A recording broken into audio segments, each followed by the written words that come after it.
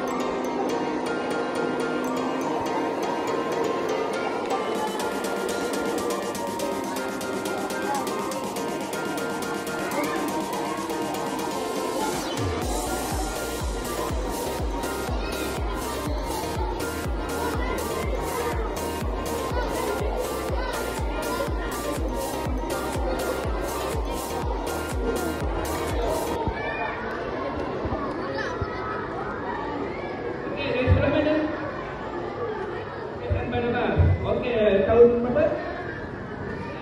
Tahun 6. Siapa nama? Okey. Yang warna hijau ni apa? Dia masih darat, daratan. Mana? Okey. Okey.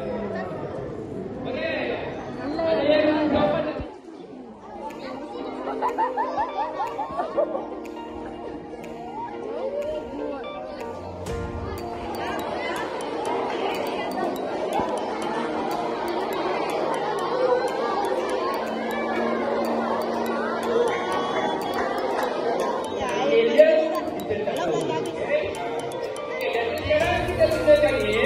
Ini adalah bintang dia. Di tepi dia adalah mengandungi taring. Okey, taring dia. Dan di dalam tepi ini adalah Lepas kami keluar dari Minidom, kami menunggu giliran untuk menggunakan teleskop untuk melihat matahari.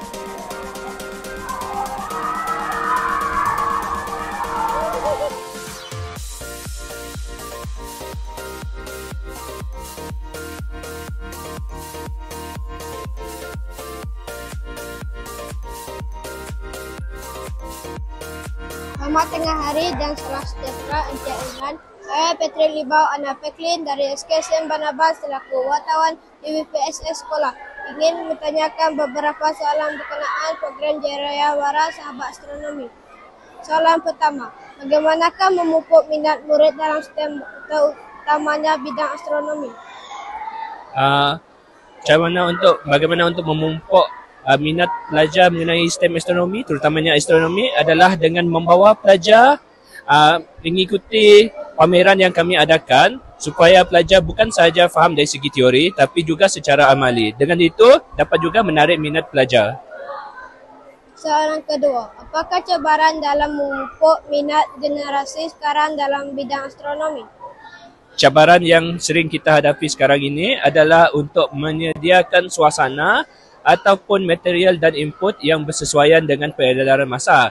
Jadi sekarang kami menggunakan teknologi digital ICT untuk memudahkan sesi pengajaran kami dan guru-guru untuk membantu pelajar memupuk minat mereka dalam bidang STEM. Terima kasih. Sama-sama. Selesai sudah program Jerayawara Sahabat Astronomi.